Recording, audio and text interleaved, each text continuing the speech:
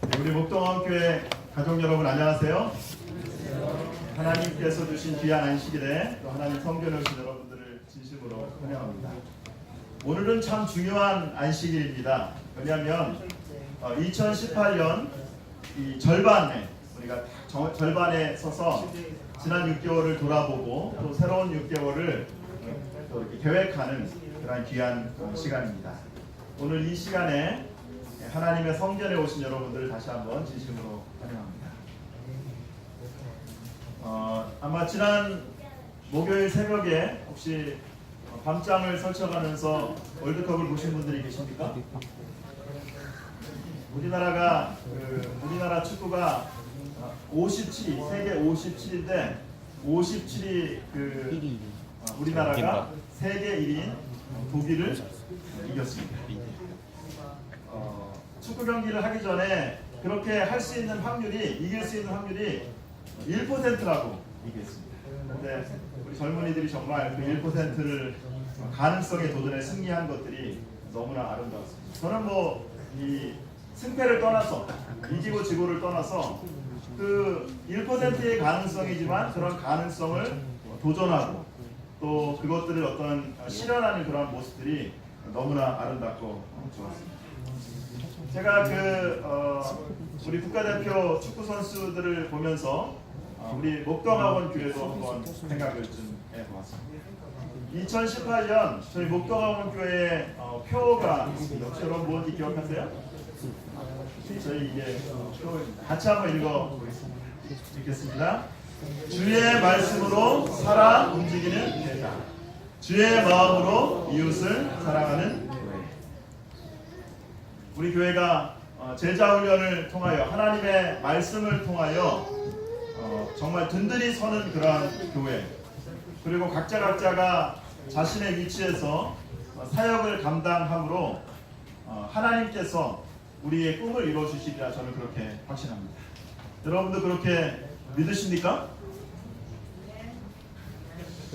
다시 한번 묻겠습니다. 여러분들도 하나님께서 정말 우리가 계획하고 꿈꾸는 그러한 모든 것들을 이루어주시리라 그렇게 믿으십니까? 네. 감사합니다. 한 영혼은 온 천하보다 더 귀중하다. 지난 안식일에 우리는 예수님께서 돌보신, 예수님께서 관심을 기울인 나사로의 가족에 대해서 함께 말씀을 묵상하였습니다. 하나님이 사랑하는 사람도 병에 걸릴 수 있습니다. 시련으로 때때로 고통당할 수 있습니다. 그런데 이러한 시련은, 이러한 어려움은 하나님이 우리를 사랑하지 않으시기 때문에 주시는 것이 아닙니다. 이런 모든 것들은 하나님의 영광을 드러내기 위한 것입니다. 시련과 어려움일 때 하나님께서 가장 가까이서 우리와 함께 하신다고 하는 사실들을 다시 한번 깨닫고 발견하게 되는 것입니다. 오늘도 저는 여러분과 함께 나사로와 마리아와 마르다의 이야기를 계속해서 함께 묵상하는 시간들을 갖도록 하겠습니다. 우리 다 함께 요한복음 11장 25절과 26절에 있는 말씀을 성경책을 펼쳐서 한번 같이 읽어보도록 그렇게 되겠습니다. 요한복음 11장 25절과 26절입니다. 네, 같이 한번 읽어볼까요? 네, 영어로 한글로 같이 한번 읽어보겠습니다. 같이 읽습니다. 시작.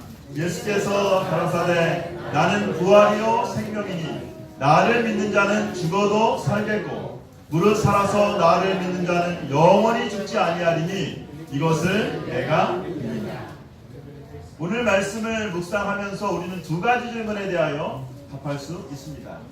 첫 번째, 예수님께서는 당신 자신을 누구라고 하십니까?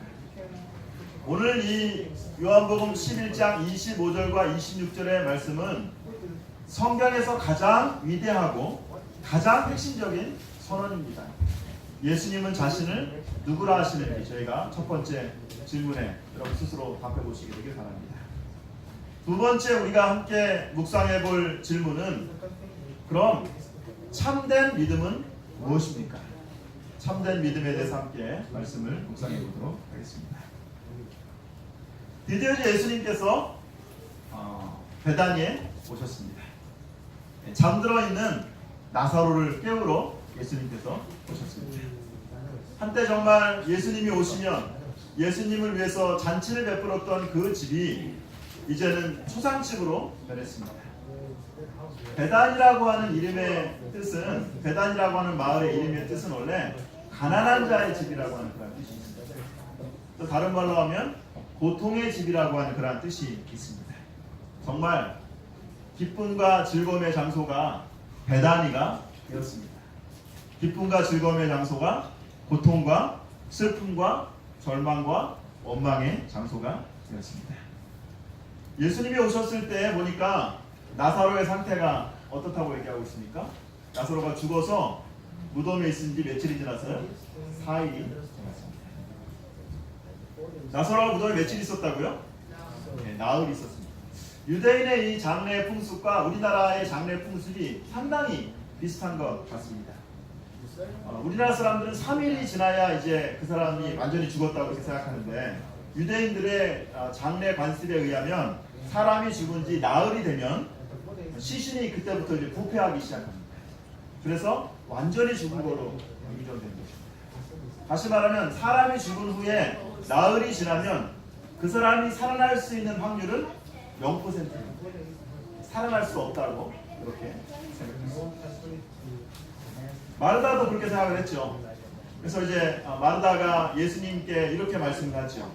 주님, 죽은 지가 나흘이 되어가지고 냄새가 납니다. 아니, 마르다가 오빠가 죽은 후에 나흘이 돼가지고 무덤에 들어가가지고 냄새 맡아봤습니까? 냄새 안 맡아봤어요. 근데 마르다는 뭐라 그래요? 죽은 지 나흘이 되어가지고 이제 냄새가 납니다. 그 당시에 유대인들의 관념을 그렇게 그냥 얘기한 것입니다. 나사로는 나흘 동안 무덤에 있었습니다. 완전히 죽었습니다. 다시 살아날 소망이 없습니다. 그러므로 이제 나사로는 우리가 얘기하기를 산 자가 아니라, 살아있는 자가 아니라 이제 이 나사로는 사자가 된 것이죠. 죽은 자가 된 것입니다. 지난 시간에 저희가 살펴보았지만 예수님을 만난 후에 마르다가 예수님을 만나자마자 제일 첫 마디로 뭐라고 얘기했습니까? 마리아가 예수 계신 곳에 와서 보이고 그 발 아래 엎드려 가로되 주께서 여기 계셨더라면 내 오라비가 죽지 아니할 게 마리아가 예수님 앞에 뭐 하고 있습니까? 무릎을 꿇습니다. 예배를 드리는 것 같아요. 근데 예수님 앞에 예배를 드리고 무릎을 꿇고 있는데 뭐 하고 있습니까? 사실은 원망하고 불평하고 있습니다. 주님, 여기 계시지 않고 어디 다녀오셨습니까? 주님, 내가 고통당하고 내가 실망당할 때 주님 어디 계셨습니까? 오늘 우리는 이 말씀을 통하여 삶의 가장 어려운 시기에 마르다와 마리아가 실제로 의지했던 사람이 누구인지 보여주고 있습니다. 어쩌면 마리아와 마르다는 예수님을 잘 안다고 생각했어요. 오랫동안 신앙생활을 했습니다. 그리고 예수님이 그의 삶의 가장 중요한 분이라고 이렇게 생각을 했습니다. 그런데 사실 마리아와 마르다가 제일 의지하고 제일 중요하게 생각했던 것은 누구였어요? 나사로입니다. 자신이 믿고 자신이 사랑했던 오빠가 죽자 불평하고 원망하기 시작한 것입니다. 제가 오늘 말씀을 묵상하면서 이 마르다와 마리아의 모습이 우리의 모습이 아닌가라는 그런 생각들을 해보게 되었습니다. 우리는 때때로 교회에 와서 예수님이 내 인생의 주인이라고 말하고 있습니다. 내 인생에 예수님만 계시면 아무것도 필요가 없다고 그렇게 얘기합니다. 일이 잘 되고 그리고 모든 일이 잘 될 때는 모든 영광을 하나님께 드립니다. 그런데 우리의 인생에 이 순풍에 돛단 듯 갈 때는 아무 문제가 없는데 그때는 예수님을 찬양하는데 때때로 우리의 인생에 조금만 풍랑이 불고 조금만 원망이 생기면 주저없이 원망하고 체념하고 그리고 울부짖는 저희의 모습을 보게 됩니다. 하나님, 내가 고통당할 때 당신은 어디 계십니까? 모든 일이 잘 될 때는 신앙생활도 열심히 하고 교회도 열심히 나가고 찬미도 열심히 부르고 기도도 열심히 합니다. 그러면 다른 사람들에게 이렇게 또 이야기하죠. 내가 교회를 열심히 나가서 내가 하나님을 정말 잘 믿어서 축복을 받게 되었습니다. 내가 건강을 가지게 되었습니다. 그런데 우리의 인생에 작은 문제가 생기기 시작합니다. 내가 원하는 대로 일들이 잘 되지 않을 때가 있습니다. 돈을 잃을 수가 있습니다. 건강을 잃을 수가 있습니다. 그러면 어떻게 합니까? 돈 조금 잃어버렸는데, 건강 조금 잃어버렸는데 모든 것을 잃어버린 것처럼 이렇게 외칩니다. 예수님도 필요 없다. 이제 신앙도 필요 없다. 믿을 건 나밖에 없다. 이 아빠가 아이한테 사탕을 하나 줍니다. 그러면 사탕을 이렇게 막 맛있게 빨고 먹다가 어떻게 잘못해가지고 사탕을 땅에다가 이렇게 떨어뜨려요. 떨어뜨리면 이 아이가 어떻게 합니까? 대성통곡을 합니다. 사탕 떨어진 것 때문에. 그러면서 뭐라고 합니까? 아이고 내 사탕, 아이고 내 사탕. 그러면서 사실은 잃어버린 거 뭐밖에 없는 거예요. 사탕 하나 잃어버렸는데 온 세상을 잃어버리냐, 그리고 아무것도 자기가 가질 수 없느냐, 그렇게 하는 모습을 보게 됩니다. 불평하고 원망하는 사람의 특징 가운데 하나는 내 문제, 내 상처, 내 아픔에 집중하느라 자신을 인도하신 하나님의 은혜를 잊어버립니다. 그리고 당장 죽을 것처럼 모든 문제를 확대하는 것입니다. 이 불평 불만이 가장 많았던 사람들이 이제 그 광야에서 이스라엘 백성들이었어요. 이스라엘 백성들을 보면은 늘 불평을 합니다. 여기 출애굽기 16장에도 보면은 이스라엘 온 회중이 그 광야에서 모세와 아론을 원망하여 그들에게 이르되 우리가 애굽에서 고깃가마 곁에 앉았을 때와 떡을 배불리 먹었을 때 여호와의 손에 죽었더라면 좋았을 것을 너희가 이 광야로 우리를 인도하여 내어 이 온 회중으로 줄여 죽게 합니다. 다른 곳에도 보니까 그들이 모세를 대하여 원망하여 가로되 당신이 어찌하여 우리를 애굽에서 인도하여 내어서 우리와 우리 자녀와 우리 생축으로 목말라 죽게. 이스라엘 백성들 보면은 뭐 이렇게 죽을 일이 많습니까? 배고파 죽고 목말라도 죽고 다 죽겠다는 거예요. 불평과 원망은 우리의 눈을 가리워서 우리 가장 가까이 있는 하나님을 보지 못하게 하는 거죠. 그러므로 믿음은 내 아픔, 내 상처, 내 고통을 바라보는 대신에 이 모든 문제를 해결해 주실 수 있는 하나님을 바라보는 것이 바로 믿음입니다. 몇 년 전에 서울영화학원 교회에 있을 때 김금자라고 하는 청년을 만나게 되었습니다. 이 청년은 그 서울영화학원 교회 근처 회기동 근처에 30년을 살았어요. 청량리에 30년을 살았어요. 그런데 하나님도 알지 못하고 재림기에도 알지 못했던 그러한 청년이었어요. 지나다니다 보니까는 그 연합회 옆에 본국회 옆에 보니까 시조사가 있어요. 시조사. 절인가 보다. 시조사. 근데 아무리 봐도 절은 아닌 것 같고 열곡지 출판사인가 이제 그렇게 생각을 했답니다. 그러다가 이 청년이 영어를 공부하기 위해서 에세이 본원에 이제 등록을 했습니다. 그리고 이제 거기서 올데이 클럽에 참석을 하고 성경을 공부하기 시작합니다. 사실 학원에 등록할 때 이 청년의 인생에 큰 시련을 맞이하게 되었습니다. 그러다 보니까는 늘 마음 가운데 불평이 있었습니다. 원망이 있었습니다. 그런데 이제 옆에 계신 우리 그 타미 목사님, 저희 우리 목동에도 계셨었죠. 우리 타미 목사님과 함께 매주 일요일마다 성경을 같이 공부하게 되었습니다. 그러면서 이 청년이 마음의 문이 열리기 시작합니다. 성경을 공부하는데 타미 목사님이 이런 이야기를 했다는 거예요.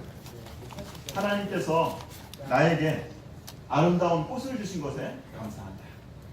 하나님이 오늘 이렇게 나에게 시원한 바람을 주신 것에 감사한다. 오늘 하나님이 나에게 이렇게 따사로운 햇살을 주신 것에 감사합니다. 오늘 하나님이 나에게 푸른 하늘을 주신 것에 감사합니다. 그러면서 이제 이런 이야기를 하면서 감사하다고 하면서 천진난만하게 웃는 모습을 보면서 마음 가운데 깊은 감명을 갖게 되었습니다. 저분은 무엇 때문에 저렇게 모든 일에 감사하며 살 수 있을까요? 지금까지 자기가 생각할 때는 원래 꽃은 거기 원래부터 있었던 건데 그 원래부터 있었던 꽃을 가지고 뭐 감사할 필요가 있을까? 하늘은 원래부터 파랐는데 그 파란 하늘을 보고 뭐 감사할 필요가 있을까? 그런데 이런 것도 감사의 조건이 되는구나 라고 생각을 하게 되었습니다. 그동안 이 청년은 내 문제, 내 상처, 내 아픔에 집중하며 살았습니다. 그러므로 늘 불평과 원망을 하며 살았습니다. 그런데 나를 향한 하나님의 사랑이 어떠한가? 그리고 하나님의 시각으로 세상을 바라보다 보니까 세상이 다르게 보이기 시작한 것입니다. 나도 하나님을 믿으면 저 목사님처럼 불평과 불만이 아니라 감사와 평안을 가질 수 있을까? 그러면서 자기도 하나님을 한번 믿어봐야 되겠다고 결심을 하게 되었습니다. 처음부터 교회 나오는 게 뭐 쉽지 않았지만 이제 매주마다 교회에 참석을 하기 시작했습니다. 그러다가 연말에 목사님 설교를 듣는데 그 설교가 하나님이 바로 옆에서 자기에게 하신 말씀이라고 그렇게 느껴졌다는 것입니다. 그러면서 하나님이 자기에게 다가오셔서 마음을 어루만져 주시고 토닥거려 주는 느낌을 받았다고 합니다. 이런 생각을 하니까 하염없이 눈물이 나오기 시작합니다. 설교 말씀을 들으면서 한참을 그렇게 울었습니다. 울고 나니까 그의 마음 가운데 평안을 경험하게 되었습니다. 그리고 이 청년이 이제 하나님을 믿기로 그렇게 열심히 했습니다. 그리고 침대를 받고 이제는 불평과 원망이 아니라 감사와 평안의 삶을 살기로 그렇게 되십니다. 믿음은 무엇입니까? 믿음은 내 문제, 내 상처, 내 아픔에 집중하는 것이 아니라 우리의 시선과 우리의 가치관을 나에게서 돌려서 하나님께로 향하는 것입니다. 오늘 여러분 모두가 우리의 시선을 우리의 문제가 아니라 우리의 문제를 해결해 주시는 하나님께 돌리시게 되기를 간절히 바랍니다. 불평과 원망으로 가득 차 있던 마르다에게 예수님은 성경에서 가장 위대한 그리고 가장 핵심적인 선언을 하십니다. 우리 아까 읽었던 말씀인데 이 말씀을 한번 다시 한번 읽어보도록 하겠습니다. 같이 읽습니다. 시작. 예수께서 가라사대 나는 부활이요 생명이니 나를 믿는 자는 죽어도 살겠고 무릇 살아서 나를 믿는 자는 영원히 죽지 아니하리니 이것을 내가 믿느냐. 나는 부활이요 생명이다. 부활은 교리가 아닙니다. 부활은 신학도 아닙니다. 부활은 사건도 아닙니다. 나는 부활이요 생명이다. 부활은 바로 예수 그리스도 자신입니다. 생명은 예수 그리스도 그분이 바로 생명입니다. 참된 믿음은 어떠한 사건을 믿는 것이 아니라 어떠한 사실을 믿는 것이 아니라 한 분이신 예수 그리스도를 믿는 것입니다. 때때로 우리의 인생을 살아가면서 이해할 수 없는 일을 만날 때가 있습니다.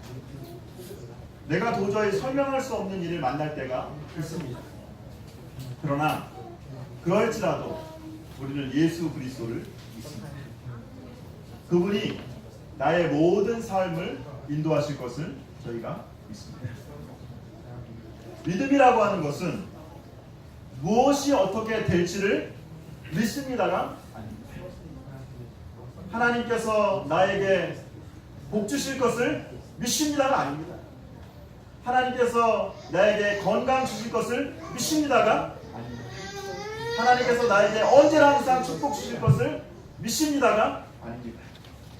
믿음은 때때로 우리가 인생을 살아가면서 잘 이해하지 못할 때도 있고 시련과 어려움이 있을 수도 있고 아픔이 있을 수도 있지만 그럼에도 불구하고 내가 믿는 예수님께서 그분께서 가장 좋은 길로 나를 인도하신다고 하는 사실들을 믿는 것입니다. 다시 말하면 믿음은 예수 그리스도와 개인적인 만남입니다. 그것이 바로 믿음인 것입니다. 나는 부활이요 생명. 나는 부활이었다가 아니라 나는 생명일 것이다가 아니라 예수님께서 오늘 우리에게 뭐라고 말씀하세요? 나는 부활이요 생명이다. 현재형입니다. 예수님은 현재의 부활이시고 현재의 생명이 되십니다. 믿음은 현재형입니다. 예수님은 과거의 우리의 문제가 아니라 지금 현재의 우리에게 일어나는 모든 문제들을 해결해 주실 수 있는 분입니다. 그러므로 참된 믿음은 일주일에 한 번씩 교회에 와서 말씀을 듣는 것으로 끝나는 것이 아니라 날마다 우리의 삶 속에서 매일매일 우리의 삶 속에서 하나님의 이름을 듣고 도움을 요청하는 것입니다. 내가 좋아하는 말씀 가운데 하나가 시브리서 4장 16절에 있는 말씀입니다. 그러므로 우리는 긍휼하심을 받고 때를 따라 돕는 은혜를 얻기 위하여 은혜의 보좌 앞에 담대히 나아갈 것입니다. 여기 무슨 은혜라고 얘기했어요? 때를 따라 돕는 현재의 주님, 오늘 우리의 모든 필요를 채워주시는 그 하나님을 경험하고 여러분 모두가 예수님이 주시는 부활을 경험하실 수 있게 되기를 간절히 바랍니다. 여러분은 예수님의 부활의 능력을 경험하셨습니까? 우리는 어떻게 예수님의 부활의 능력을 경험할 수 있습니까? 바로 성경에 보니까 침례식을 통하여 우리는 예수님의 부활을 경험하는 것이라고 얘기하고 같이 좀 읽어보겠습니다. 같이 읽습니다. 시작. 물은 예수 그리스도께서 부활하심으로 말미암아 이제 너희를 구원하는 편이 곧 침례라. 이는 육체의 더러운 것을 제하여 버림이 아니요 하나님을 향한 선한 양심의 강구입니다. 침례를 통하여 우리는 상징적으로 예수님의 죽으심과 장사 지내심과 부활에 참여합니다. 예수님과의 인격적인 만남을 경험하는 것입니다. 그리고 예수님의 죽음과 부활로 내가 구원받았음을 고백하는 것입니다. 나는 부활이요 생명. 침례를 받을 때 우리는 예수님 안에서 내가 이제 예수님 안에서 새롭게 태어나고 새로운 마음을 가지겠다고 하는 것을 경험하게 되는 것입니다. 그리고 그것으로 끝이 아니라 날마다 우리의 삶 속에서 예수님을 구주로 고백하고 날마다 우리의 삶 속에 부활의 능력을 경험하는 것입니다. 미국의 리차드 프레드릭이라고 하는 젊은 신학도가 있었습니다. 이 신학도는 위마대학교 2학년을 마치고 이제 약혼자가 있었습니다. 희망에 부풀러 있었죠. 신학과정을 마치고 이제 하나님의 사업을 하려고 결심을 했습니다. 그리고 이제 약혼자와 행복한 결혼 생활을 하고 또 행복한 결혼 생활을 가정을 꾸리기로 그렇게 약속을 했습니다. 근데 어느 날 이렇게 운동을 하는데 갑자기 이렇게 힘이 없어지는 거예요. 그리고 이렇게 무엇을 해도 의욕이 없고 힘이 없어지는 것입니다. 아무리 생각해도 이상해서 이 젊은 신학도가 병원에 가서 검사를 해보니까 백혈병 진단을 받게 되었습니다. 오랫동안 살지 못한다는 것입니다. 사형 선고를 받았습니다. 살아있는 사람이 아니라 이제 죽은 자가 되었습니다. 이 젊은 신학도가 얼마 있으면 이제 죽을 수밖에 없겠다는 생각을 가지고 작은 골방에 들어가서 하나님 앞에 간절히 기도를 하기 시작합니다. 하나님, 제가 지금 죽어도 되겠습니까? 제가 아직 죽을 준비가 되어 있지 않은데 하나님, 제가 죽어도 되겠습니다. 여러 날 죽음과 함께 씨름을 했습니다. 근데 어느 날 기도를 하다가 눈물을 흘리며 또 정말 간절하게 하나님께 기도를 하다가 음성을 들리기 시작했어요. 미국 사람이니까 영어로 들렸겠지. 이런 음성이 들리기 시작합니다.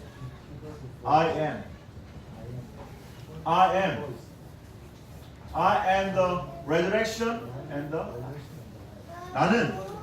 나는 부활이요 생명.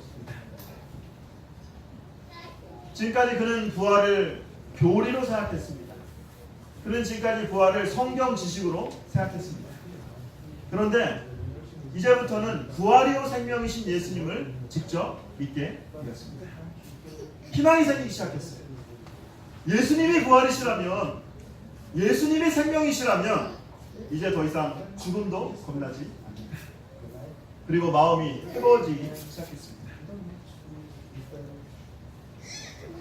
며칠 후에 병원에 가서 검사를 받았는데 의사가 놀라면서 이렇게 얘기하는 겁니다.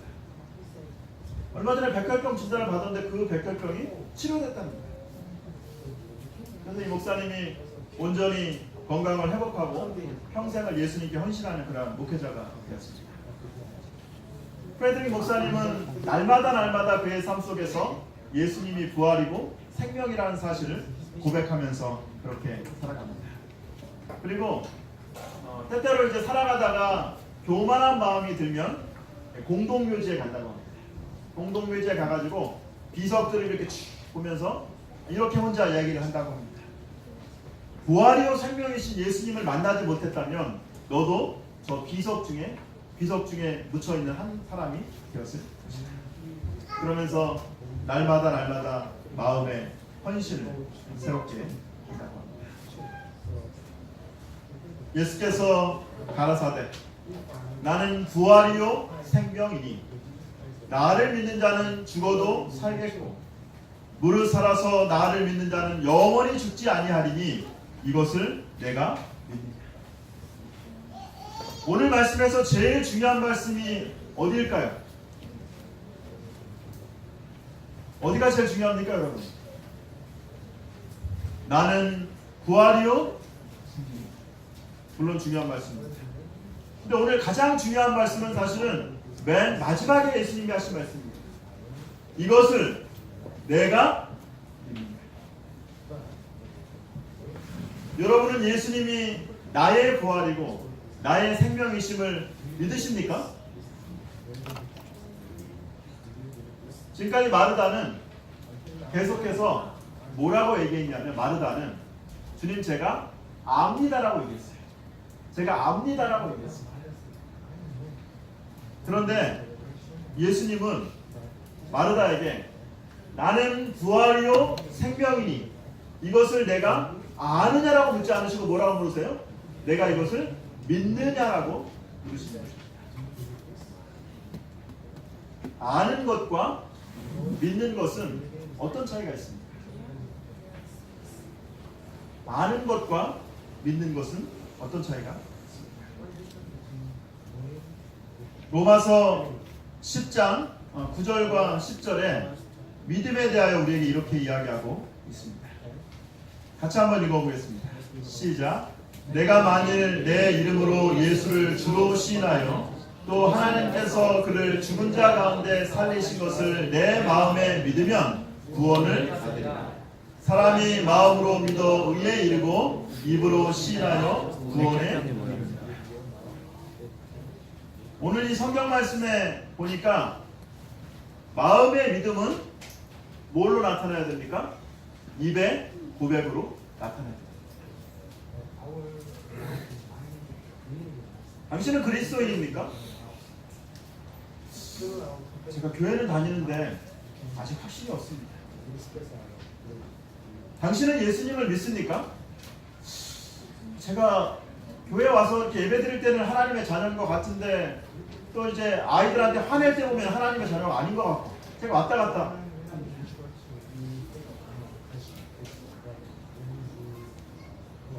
내가 이것을 믿느냐? 믿음은 내 상태, 내 조건이 아니라 하나님의 약속을 믿고 하나님을 믿는 것에 대한 고백입니다. 이것을 내가 믿느냐? 믿고 영접하는 사람들에게 새 생명, 새 삶이 이르러 온다고 말씀하고 있습니다. 여러분은 예수님이 나의 부활이요 나의 생명이신 것을 믿습니까? 마음으로 제가 믿습니다라고 하는 것으로 끝나지 않고 항상 어떻게 된다고요? 입으로 표현하는 것입니다. 입으로 시인하는 것입니다. 그래서 내가 믿습니다라고 하는 말이 기니까 이걸 짧게 줄이면 뭐냐면 이 짧게 줄인 말이 아멘입니다. 제가 확실히 믿습니다. 제가 확실히 동의합니다. 내가 믿습니다라는 말은 아멘입니다. 우리 한번 연습해 볼까요? 여러분들의 믿음을 한번 아멘으로 좀 표현해 보시기 바랍니다. 여러분은 예수님이 나의 부활, 나의 생명이신 것을 믿으십니까? 그러면 구원이 여러분 안에 이르러 온 것입니다. 내가 믿느냐? 라는 예수님의 물음에 마리아는 뭐라고 대답했습니까? 마음으로 믿은 그 믿음은 입으로 시인하는 것으로 나타나는 것입니다. 여기 요한복음 11장 27절에 마르다는 자신의 신앙 고백을 이렇게 합니다. 같이 한번 읽어보겠습니다. 시작. 이르되 주여 그러하외이다. 주는 그리스도시요 세상에 오시는 하나님의 아들이신 줄을 내가 믿나이다. 여러분 부활을 믿으십니까? 여러분이 나중에 죽었다가 다시 부활하실 것을 믿으십니까? 우리가 어떻게 믿을 수 있어요? 이 세상에 죽었다가 다시 살아나는 사람은 아무것도 없는데 우리가 어떻게 믿을 수 있습니까? 믿음은 사건이 아니라 그랬습니다. 믿음은 신학이 아닙니다. 믿음은 교리가 아닙니다. 믿음은 역사적으로 예수 그리스도께서 부활하셨다는 사실을 우리가 믿기 때문에 그 예수님이 나도 부활시킨다는 사실들을 믿는 것입니다. 그 예수님의 생명이 내 안에 있다는 사실들을 저희가 믿는 것입니다. 이것이 바로 아는 것과 믿는 것의 차이입니다.